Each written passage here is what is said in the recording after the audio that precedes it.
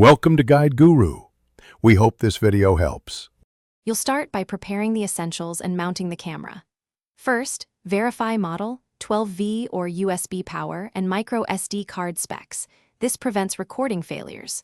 Once you have power and card, plug the unit into the adapter and power it on to format the card. Then position the camera behind the rearview mirror, centered and level, so the lens captures a balanced frame. Make sure the view isn't blocked. Press and hold the mount to secure adhesive or engage suction, and confirm the angle before continuing. Once mounted, route the power cable discreetly along the headliner and A-pillar, tucking it into trim and keeping clear of airbags.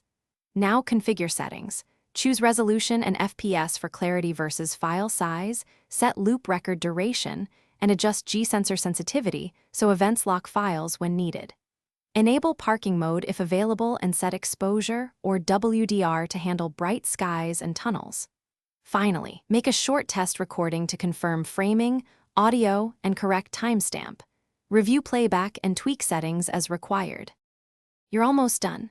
Finalize cable routing with clips, and if using parking mode, choose between a hardwire kit or an internal battery solution depending on how long you need coverage.